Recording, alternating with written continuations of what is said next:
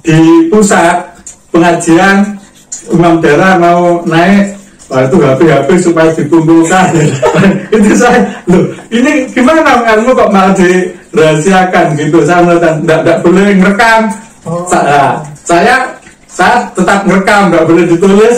Saya tetap menulis lah. Akhirnya sama yang mungkin yang filter gitu. Terus kok nggak boleh? Orang kok nggak boleh mendengarkan, membaca buku-buku, bergaul dengan orang-orang yang di luar Islam Jamaah. Terus kita nggak boleh sholat dengan orang Muslim yang lainnya. Kalau nikah harus sama-sama dengan orang sama Islam Jamaahnya. Bahkan yang pendapatan ekstrem itu orang luar itu.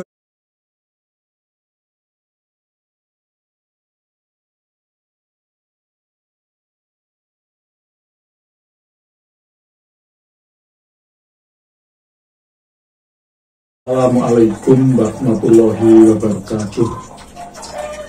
Nama saya Mariono. Saya mantan imam daerah Tuban Selatan. Usia 70 tahun. Saya bergabung ke Islam Jamaah pada waktu itu sekitar tahun 71-72. Awalnya saya dulu seusia SMA tahun 70-an, saya kalau ngaji di langgar-langgar musola itu sering ada pujian itu, yaitu tonggo ati limo warnane moco Al-Quran ngerti sak manane. Nah itu saya penasaran, saya kok sering di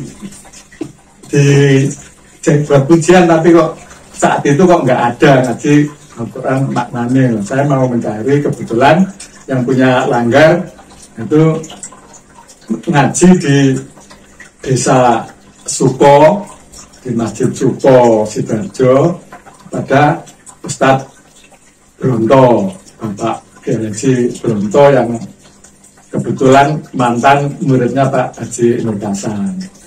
Terus saya diajak untuk mengikuti ngaji di Pak Bronto di Suko setiap 1 minggu sekali. Insya Allah nggak hari Selasa, hari Rabu. Terus suaranya Pak Bronto kok enak, nerangkan itu jelas. Saya tertarik. Terus saya mengikuti terus. Lalu kebetulan menjelang pemilu tahun 71 itu ada kampanye Golkar di kota Sidoarjo. Nah kebetulan itu ada demonstrasi, naik sepeda motor, HD, orang dikelindes sama mobil dan sebagainya gitu.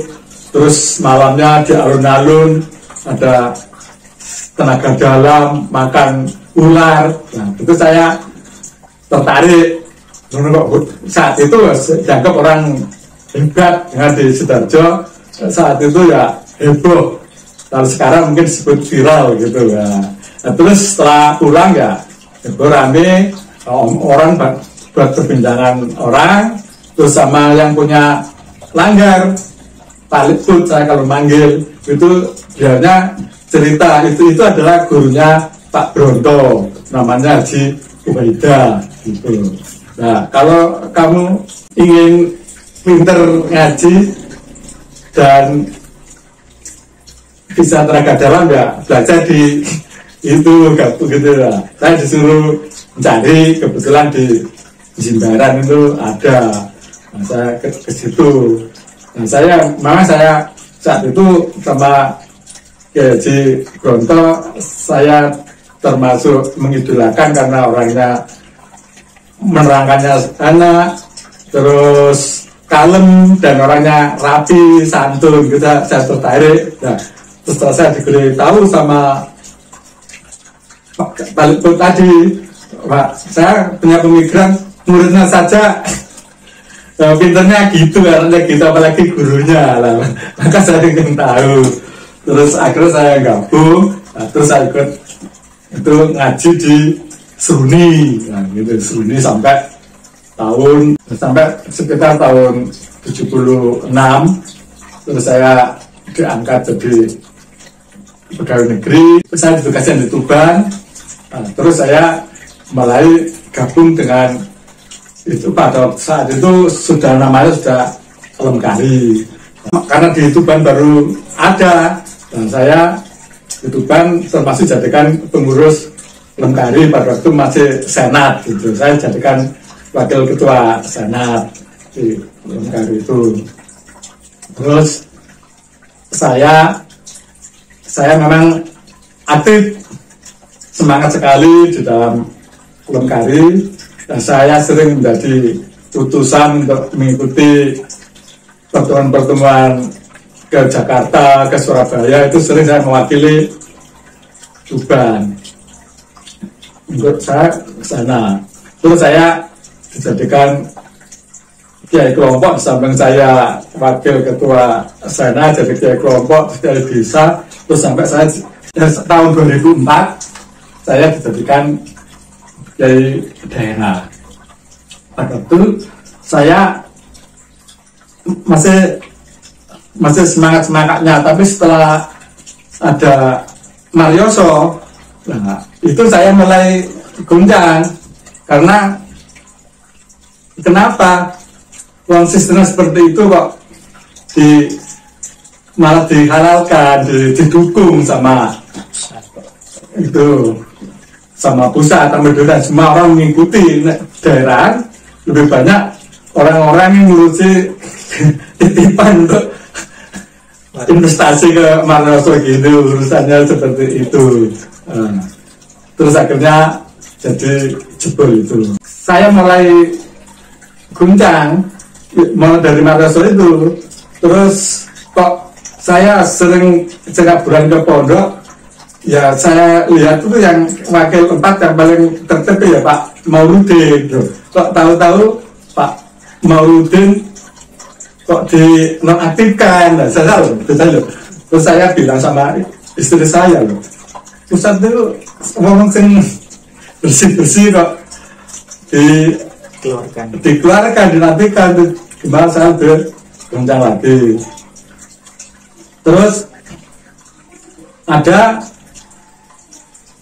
pengajian dari 3 syekh datang dari Mekah. Di Mekah itu saya ngaji Jumat, saya mengikuti terus, ngaji di Kertosono ikut, ngaji di Gading ikut, mengikuti terus gitu. Saya memang termasuk yang saya senang mengikuti, mendengarkan kajian-kajian seperti itu. Dari Tuban, Pak? Ya. Naik apa? Ya Pak, kan ya daerah dapat banter bahwa mobil banter, mobil daerah itu. Ya mengikuti kajian terus. Kok tahu-tahu kok malah yang menyampaikan ilmu yang benar kok malah dinonaktifkan. Ya, sebenarnya setelah saya agak goncang adanya kasus Marioso dan itu Pak Mauludin dinonaktifkan itu, saya sudah mulai goncang. Tapi terus ada 3 syekh datang mengisi pengajian, saya mantap lagi di dalam. Ya ini berarti paradigma baru dijalankan betul. Maksud saya seperti itu. Wah, itu betul paradigma baru sudah dijalankan. Saya 3, terus 3 saya itu sudah diajak oleh MUI ikut melihat hilal dan sebagainya. Wah, saya merasa wah, ini sudah paradigma baru. Tapi tahu-tahu kok malah 3 saya itu dinonaktifkan, dikeluarkan. Yaitu saya sebelum itu mulai ada dengar belum dikeluarkan betul. Saya tahun 2015 sudah mulai goncang karena banyak praktek-praktek yang kurang pas menurut di hati saya. Seperti kalau ada pinjaman itu seolah-olah kok direkayasa. Nah, kalau kita punya ke pusat Nah, itu dengan cara pusat membeli tanah, terus tanah itu dijual lagi oleh pusat kepada siapa yang membutuhkan ruang tadi. Nah, dengan harga ditambah 12,5%. Untuk Ya, tapi itu bentuknya enggak tahu untuk siapa saja. Kalau saya tidak tahu. Saya juga saya jadi ragu, walaupun seolah-olah kan pusat menjual, pusat setelah beli, tapi terus dijual, tapi yang membeli ya yang orang yang menjual tadi kan ya. Walaupun pembeliannya dibagi-bagi orang, nah, itu kan juga termasuk menurut saya itu rekayasa. Saya jadi ragu. Dan termasuk masalah sering-sering di dalam itu mengklaim adalah yang ilmunya yang paling murni. Nah, dari Pak Haji Nur Kasan, ilmunya dari Mekah, Medina, Mangkul, Musnad, Mutasil. Terus saya timbul dalam pertanyaan saya, kalau sistem ngajinya itu seperti ini, mubalek hanya hanya setahun setengah mondok, anak dari nol, terus suruh nerangkan, mana mungkin kemurnian itu bisa terjaga. Nah, terus saya ketemu, kalau ada penerobos, saya tanyakan, ya kalau memang kita ini menjaga kemurnian ilmu agama, ya kalau kita memang alergi dengan tafsir dan mungkin istilah kitab karangan, ya kita buat saja judul Al-Quran Nurut Kemantulan Pak Haji Nur Kasan dari Bekasan gitu. Terus kita tulis, kita bukukan. Jadi anak-anak itu menyampaikan itu kan enak, arti betul-betul murni. Kalau ada kesalahan, ada rujukan untuk kita lihat tuh ini maksudnya yang gini. Tapi ternyata penerus-penerus kalau saya tanya itu jawabannya, ya ini nanti bahaya kalau kita loh. Ya, terus dalam hati saya, ya pernah saya sudah utarakan, kenapa kita mesti takut kebenaran? Kadang kita sudah mengatakan kalau kebenaran pasti ditolong Tuhan, ditolong Allah, dan kita sering mengatakan sampaikanlah kebenaran walaupun itu pahit kan gitu. Tapi kenapa kok tidak berani? Saya makin tanda tanya kan, itu ya yang menyebabkan saya semakin galau. Terus saya mengajukan surat pengunduran diri jadi imam daerah sekitar tahun 2015. Dikabulkan nggak, Pak? Saat itu tidak langsung dikabulkan karena saya menunjukkan saya masih aktif, masih giat, ada perintah apapun saya masih aktif mau. Tapi terus setelah di pusat pengajian imam daerah mau naik, wah itu HP supaya dikumpulkan. Itu saya, loh ini gimana ilmu kok malah dirahasiakan gitu. Saya tidak boleh ngerekam. Saya tetap ngerekam, nggak boleh ditulis. Saya tetap menulis lah. Akhirnya sama yang mungkin yang filter di pusat itu mungkin saya nggak ngerti karena itu mata-matai itu. Terus itu tuh saya tahun 2018 saya dipanggil ke ruang wakil 4 di Kediri setelah turun dari daerah. Nah, ya itu yang menemui saya itu Pak Edi Sumarto sama Pak Mulyono. Itu saya diserahkan di surat di judulnya di ACC pengunduran diri saya. Itu ditahan sampai 3 tahun. Pesannya juga baik, Pak.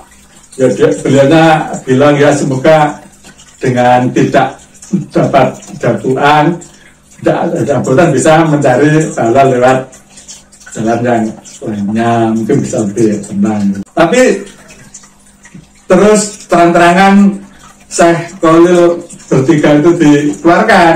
Nah, saya mulai mencari, ingin ketemu sama Syekh Khalil.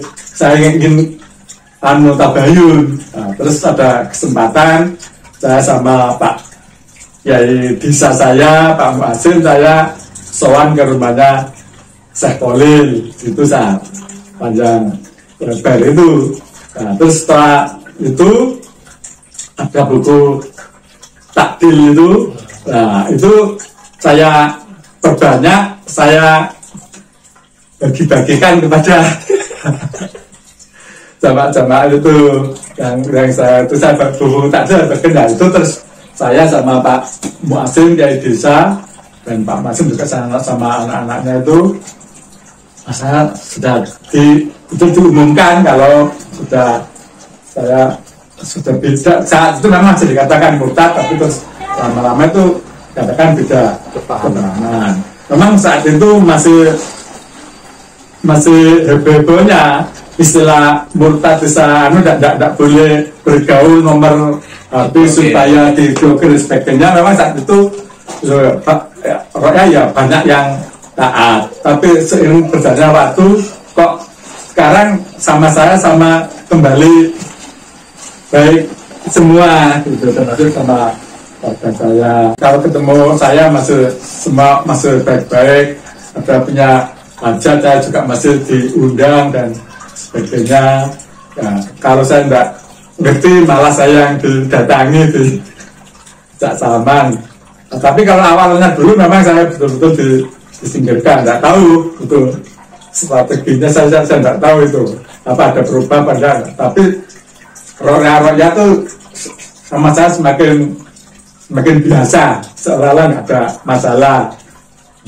Pergi bersama saya itu kalau ada undangan ya biasa, menurut saya dan sebagainya gitu biasa. Ya, keraguan yang terbesar itu yaitu pengakuannya ilmunya mangkul musnad mutasil asli dari Mekah Madinah. Itu saya menjadi ragu setelah terus kok tidak boleh, orang kok tidak boleh mendengarkan, membaca buku-buku, bergaul dengan orang-orang yang di luar Islam jamaah. Terus kita tidak boleh sholat dengan orang Muslim yang lainnya. Kalau nikah harus sama-sama dengan orang sama Islam jamaahnya. Bahkan yang pendapatan ekstrem itu orang luar itu nikah dan orang sama dengan nikah sama anjing sama itulah. Saya itu kalau ada yang merasakan seperti itu saya menjadi ragu, masa ya seperti kan masa Mekah Madinah ngajarkan seperti itu. Terus saya naik haji ke Mekah kok gak ada hubungan sama sekali sama Masjidil Haram, kok kita bertempat di Hud saja itu. Terus nggak bergaul Pak ya?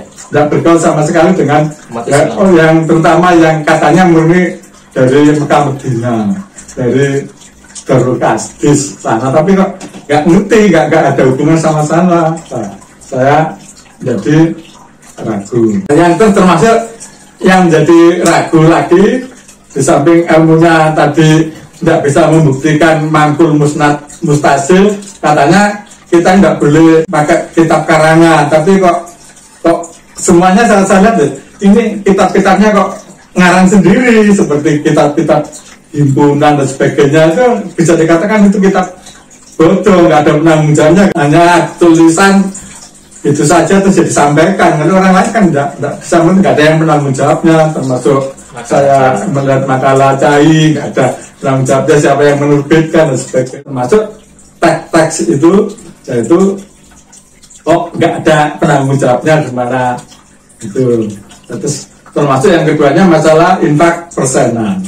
Nah, kan selalu yang digembar-gemborkan rezeki kita itu kalau dari infak kita. Kalau kita taat infak ya Pak, rezeki kita akan ditambah. Itu sering bilang anfik ya unfik. Nah, infak kamu akan diinfaki. Tapi arahnya infaknya itu yang dimaksud itu kemana? Itu saya yang menjadi tanda tanya. Kok besar ke pusat gitu. Padahal di surat Al-Baqarah ayat 215 itu, nah, infak itu ditujukan kepada orang tua, kerabat, yatim. Nah, tapi itu kok nggak diperkuat. Itu kok malah yang diperkuat 10% setor ke pusat. Itu saya menjadikan tanda tanya. Terus setelah setor ke sana, Lah uang itu kok nggak ada pertanggung jawabannya pusat disampaikan itu berapa kalau habis bayaran misalnya kan ya, pemasukan sekian kan terbuka seperti yang di luar-luar itu nggak ada saja, jadi tanda tanya seperti itu. Terus dan nggak ada transparansi masalah 10% itu.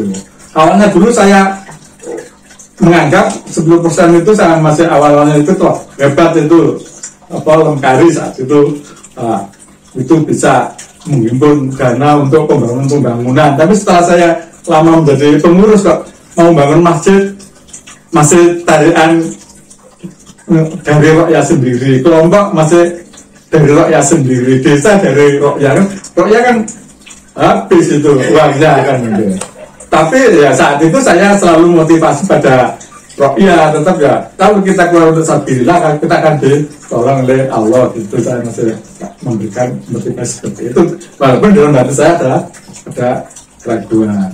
Yang menyetorkan ke pusat itu Bapak sendiri sebagai imam daerah atau bendaharanya, Pak?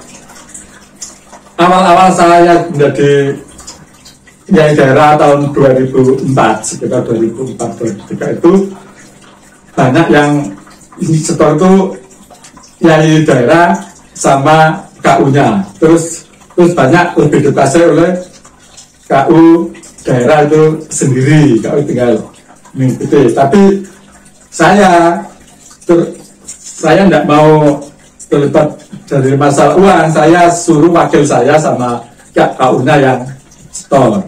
Nah, terus beberapa tahun setelah itu katanya mungkin ada yang kurang beres mungkin. Terus ada perubahan aturan harus KU sendiri. Mungkin sampai sekarang masih KU sendiri. Kalau di Tuban Selatan sendiri berapa jumlah uang yang disetor ke pusat Islam Jamaah? Awal-awal saya jadi imam daerah kan daerah baru pada waktu itu, asalnya kan masih satu dengan Tuban gitu saja, terus dipecah saya menjadi daerah pertama Tuban Selatan, terdiri dari asalnya hanya beberapa kelompok, terus bisa dijadikan 3 desa tapi kecil-kecil. Nah itu masih sekitar 4-5 juta satu daerah dalam 1 bulan, tapi seiring berjalan waktu ya, sampai bisa kadang-kadang mencapai 60 juta, kadang-kadang ya paling yang rata-rata terakhir saya jadi daerah itu sekitar 40 juta dari jumlah jamaah seluruhnya itu sekitar 1.500 dari yang terkecil. Semuanya mungkin kalau kakak ya sekitar orang-orang yang bekerja yang itu sekitar orang 500-an orang itu. Jadi kebanyakan bukan pengusaha, ya tenaga pekerja, sehingga tidak begitu besar. Tapi untuk mengumpulkan sekian itu ya juga berat. Bawanya pakai apa, Pak? Nyetor ke pusat Kediri itu? Ya bersamaan. Dulu pada waktu daerah naik mobil pentel daerah itu. Ditaruh tas gitu? Ditaruh tas ya, taruh tas biasa. Uang semua itu misalnya? Iya, semua uang. Yang itu dari daerah sama wakilnya naik ke tempat kegiatan yang KU-nya masuk ke tempat uang penyetoran uang itu. Insya Allah itu adalah mulai awal hidayah dari Allah, mulai dari timbul keraguan yang dilarang itu mulai saya langgar, seperti tidak boleh baca buku, tidak boleh lihat HP, tidak boleh bergaul dengan orang-orang itu, semua saya langgar lah. Itu di situ saya tercerahkan. Nah, saya mendengarkan pengajian ustadz-ustadz yang terkenal itulah, ternyata banyak penyimpangan. Jadi alhamdulillah saya setelah keluar betul-betul inilah saya diberi hidayah oleh Allah, sehingga kita punya saudara muslim yang banyak. Saya 1 minggu bisa mengikuti pengajian yang rutin di tempat saya itu 3-4 kali. Belum lagi kalau mengikuti ada Syekh Polil, Syekh Adis, ke mana-mana kadang-kadang saya bisa mengikuti. Jadi saya semakin tahu kebenaran akan Islam yang sesungguhnya, dan semakin jelas penyimpangan daripada ajaran Islam Jamaah Lengkari yang saat itu saya mengikutinya itu.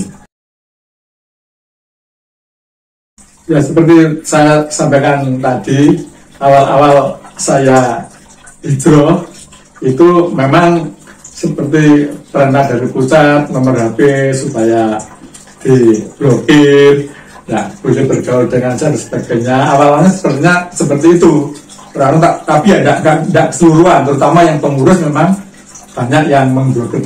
Saya tahu walaupun tidak 100%, masih ada pengurus-pengurus yang masih tetap berhubungan dengan saya. Sampai sekarang? Sampai sekarang yang masih baik, biasa itu masih tetap ada. Tapi akhir-akhir sekarang hampir semua malah baik semua sama saya.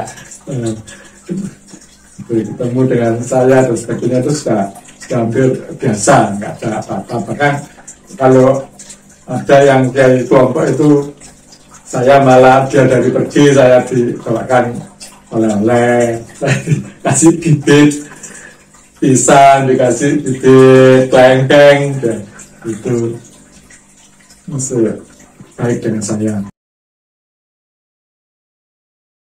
Bagi saudara-saudara saya yang masih di dalam Islam Jamaah, marilah kita berpikir dengan hati yang lapang, yang netral, kita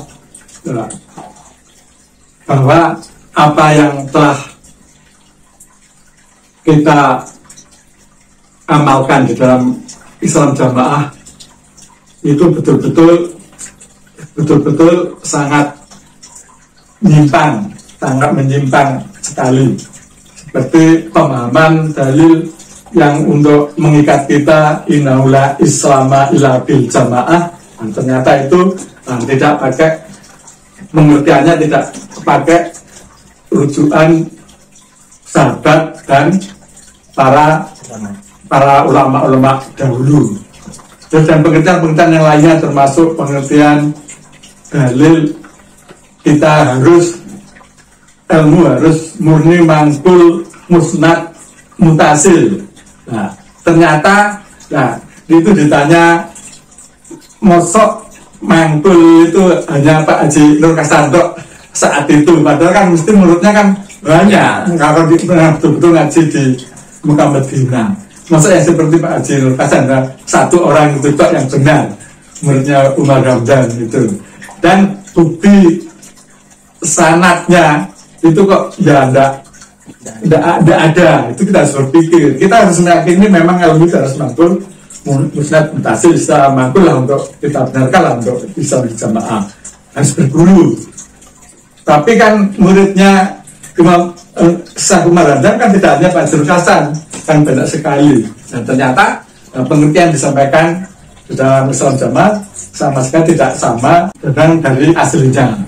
Maka kita harus tahu. Terus praktek, termasuk kita infak 10%, terus kurban dulu kan satu kambing urunan orang banyak, satu orang banyak, hanya mungkin ya alhamdulillah sekarang kok ada perubahan mengikuti sapi 7 orang, kambing 1 orang. Tapi dulu awal-awal saya hijrah, saya sampaikan ke teman-teman saya ditentang semua, ditentang semua. Tapi kenapa alhamdulillah Kak, tahun 2023 ini kok diikuti. Itulah. Ya, kita berdoa saja, mudah-mudahan semuanya bisa berubah, dan teman-teman yang masih dalam Islam Jamaah ya, diberi hidayah oleh Allah, bisa menerima. Nanti akal sehat kita dibuka, pemikiran kita dibuka. Kita karena sama-sama tujuannya, kita dulu, saya termasuk masuk dalam Islam Jamaah karena merindukan hidup di akhirat nanti adalah surga. Masuk surga ingin, saya kira sama itu. Nah, maka dari itu jangan sampai mungkin kita masih oleh Allah diberi umur, diberi kesempatan untuk berubah. Nah, marilah kita coba, kita buka-buka, kita dengarkan, kita bergaul dengan ustadz-ustadz umumnya semuanya. Gitu. Nanti kita disitu akan terbuka, jangan sampai kita jadi yang tertutup. Dan kan kita sudah menyatakan kita yang paling benar. Padahal kebenaran itu harus disampaikan. Kenapa kita malah kita tutupi? Kalau ditanya, katanya kita meyakini punya amir itu wajib. Tapi kalau ditanya, kamu punya amir, katanya tidak punya. Itu kan gimana itu? Padahal kebenaran wajib disampaikan. Ilmu katanya harus mantul. Mustad mutasil harus dari Pak Haji Nur Hasan. Kalau kita bicara ke dalam seperti itu. Tapi kalau ditanya di luar, enggak, saya ngaji semua kitab-kitab saya ngaji lah. Kenapa? Karena memang kebenaran itu dari Pak Haji Nur Hasan. Kok takut kebenaran tidak mau disampaikan? Kami mohon termasuk pada pengurus-pengurus pusat, ya, orang-orang yang menjadi tokoh-tokoh di dalam ya Islam Jamaah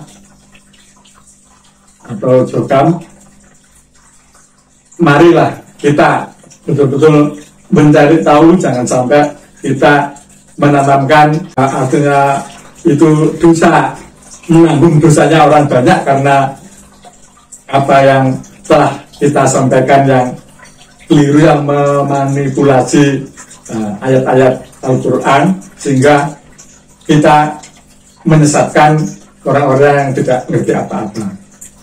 Mari kita mulai paradigma baru yang telah kita tanda tangani itu, mari betul-betul kita laksanakan.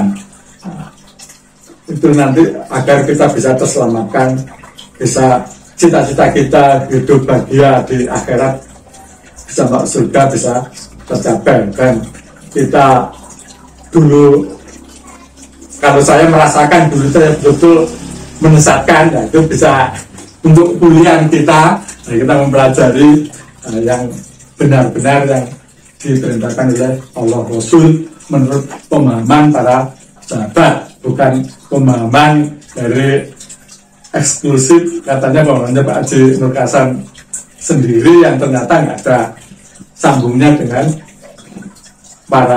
pemahaman para sahabat walaupun ulama-ulama terdahulu. Nah, untuk teman-teman yang hijrah, ya, kita jangan merasa kita setelah keluar dari Islam Jamaah hidayah kita akan seterusnya, maka harus kita jaga dengan kita aktifkan kita untuk mencari ilmu terus menerus, jangan sampai hanya kita keluar saja. Saya lihat kebanyakan teman-teman itu setelah keluar dari Islam Jamaah itu kok tidak semangat untuk mencari ilmu, tapi hidup enjoy saja, yang penting hanya sholat, tidak ikut Islam Jamaah, ya perasaannya tidak sirik, tidak tahayul, perasaan, tapi tidak mencari ilmu, ya nggak tahu kan, hanya perasaan. Jangan sampai kita setelah hijrah dari Islam Jamaah, mari kita perdalam betul-betul yang menyelamatkan kita, itu kita terus kita mencari ilmu, semakin takwa kepada Allah. Nah, sesuai dengan cita-cita kita bisa husnul khotimah, kita terhindar dari siksa neraka, kita bisa bahagia mulai dari alam kubur sampai kita masuk surga tanpa ada siksaan sama sekali. Saya mohon maaf yang sebesar-besarnya apabila penyampaian saya itu ada yang mungkin kurang pas, mungkin cerita yang lama, karena sudah lama, mulai tahun 70, sekitar tahun 71-an, ya, mungkin sudah ada 50 tahun. Nah, dan mungkin banyak cerita-cerita yang masih terapkan atau keliru karena lupa-lupa ingat, ya kami mohon maaf yang sebesar-besarnya. Mungkin ada kata-kata, kalimat saya yang menyinggung, baik itu perorangan maupun golongan, ya saya sebetulnya tidak kesengajaan, tapi itu yang harus memang diucapkan. Kalau tidak itu kalau tidak diucapkan malah kurang benar, ya terpaksa saya ucapkan.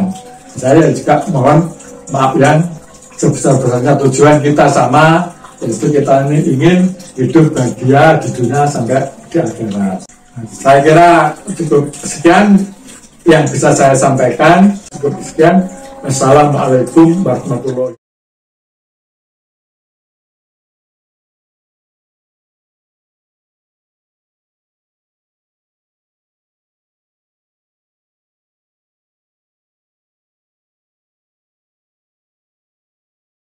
Mohon maaf masalah surat tobat.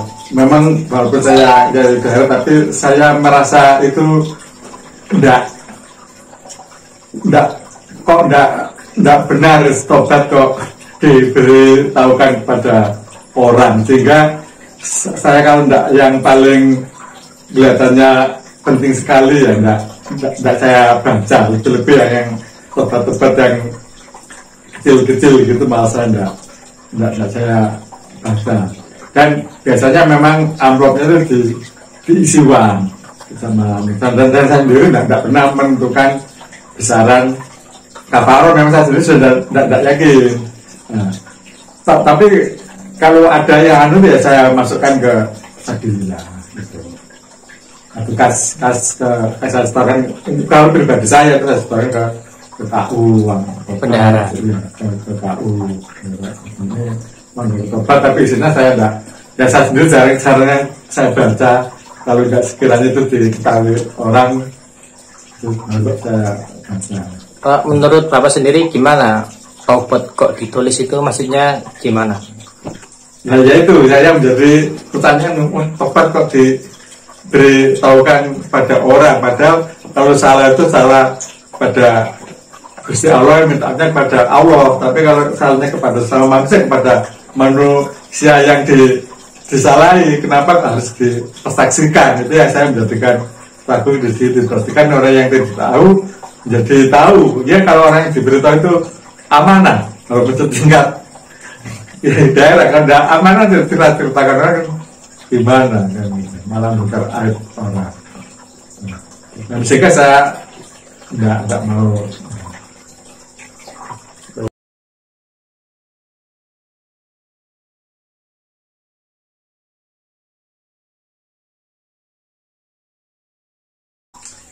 Memang kejadian dari pusat itu, dari pembagian zakat itu hak untuk pusat yang 40%, itu yang 10% untuk daerah.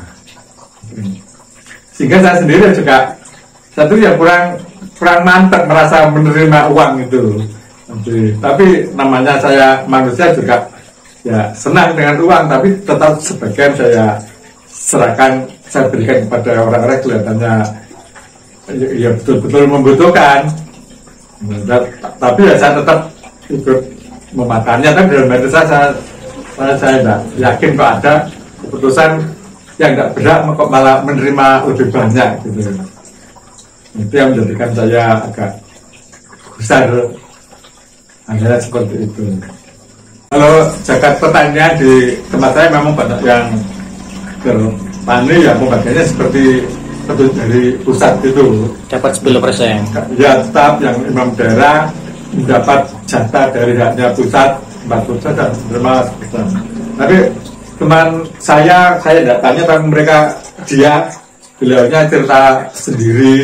Imam daerah juga Pak? Imam daerah yang daerah trans itu katanya setiap panen itu bisa sampai 1 M. Nah, sehingga sendiri bisa mendapatkan 100 juta sekitar gitu. Nah, itu yang daerah pertanian, itu yang di daerah trans. Dia sendiri yang cerita pada saya seperti itu.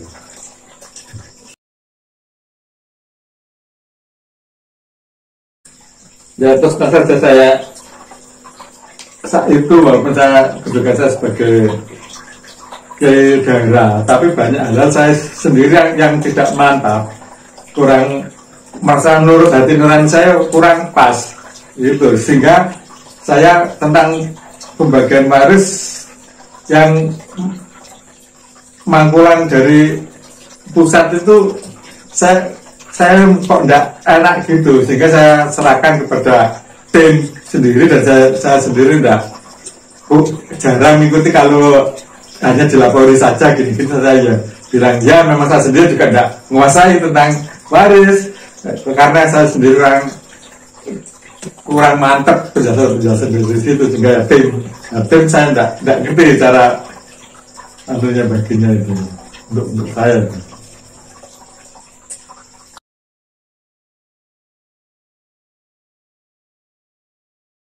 Kalau kesimpulan jelas ada, seperti kasih dulu lah, kan nggak tahu kasih baju tiap tahun, terus dapat itu sangu kalau daerah, dan banyak dapat mobil, dapat sepeda motor, dan itu, dan termasuk biaya operasional mobil ditanggung oleh jamaah. Setelah sudah tidak menjadi imam daerah, ditarik Pak, atau gimana? Itu sebelum ditarik sudah saya serahkan semua, saya merasa karena saya sudah ragu semua yang katanya milik Fisabilillah itu sudah saya serahkan semuanya. Ke pusat atau ke daerah Pak? Ke daerah langsung serahkan kepada tim ya, daerah sementaranya sama itu yang ngurusi Fisabilillah ini.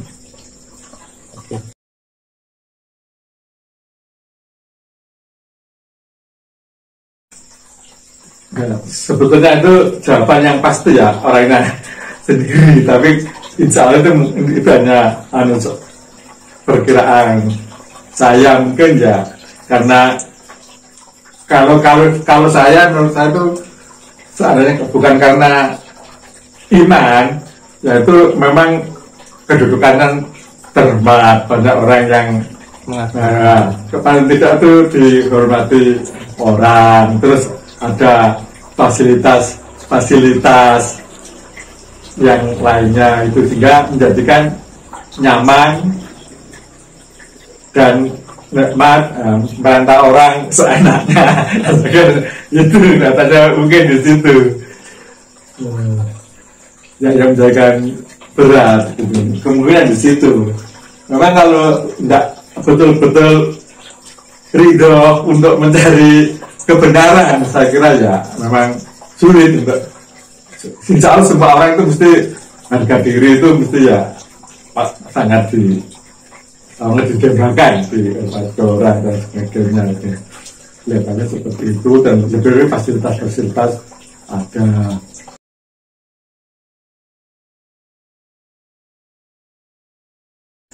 Saya kira CAI itu untuk pekerjaan itu tujuannya itu bisa dikatakan apa ya, seperti politis itu, untuk fatwa nabi dulu, saya kira itu enggak ada itu apa makalah ke dalam, ada makalah keluar, itu berarti kan sudah niat itu hanya sekedar untuk menutupi kegiatan yang sesungguhnya yang ditutupi, yang ditona itu sudah tutup aja itu, seolah-olah keluar kelihatannya wah itu baik, seperti itu. Benar, dengan moral nyatanya baik semua, tapi di dalamnya kan kita tahu sendiri ya.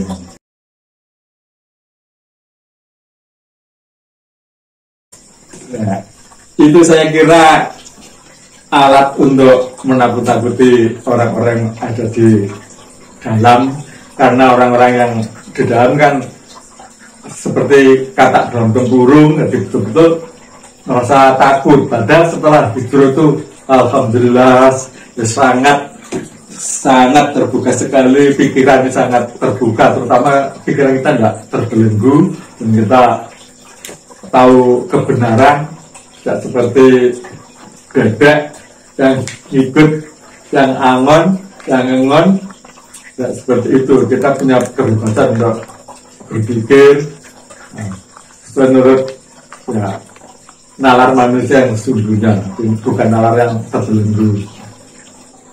Jadi tidak bisa menjadi ukuran itu seorang profesor, itu seorang sarjana, tapi kalau sudah otaknya terbelenggu ditakut, saya kira juga tidak bisa terbuka, tertutup dengan belenggunya itu.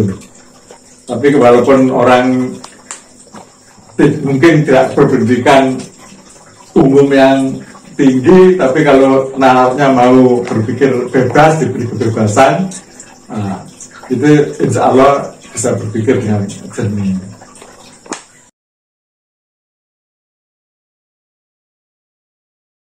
Saya memang sebagai untuk dakwaan istilah dalam dakwaan, ya secara otomatis saya sebagai di dapur ke daerah secara otomatis menjadi dewan penasihat daripada organisasi. Nah, kita menjadi dewan penasihatnya, nanti semua organisasi itu hanya sekedar suatu alat untuk menutupi kebohongan saya sebagai daerah yang urusan memberi tahu orang-orang yang di luar agar kelihatan kita ini betul ajaran yang baik. Makanya yang jadi pengurus organisasi itu katanya harus punya kepahaman yang global. Nah, ya seperti itu istilahnya, punya kepahaman yang global. Apa maksudnya? Kalau kan masyarakat kan seperti itu. Jadi keluar bisa seolah-olah yang menjadi orang yang baik, jangan sampai, tapi kita jangan sampai terpengaruh. Nah, harus tetap kita kuat mempertahankan kalau jamaah surga tidak jamaah neraka. Nah, harus seperti itu. Nah, tetapnya kita kan seperti itu walaupun kita bergaul dengan bermacam-macam.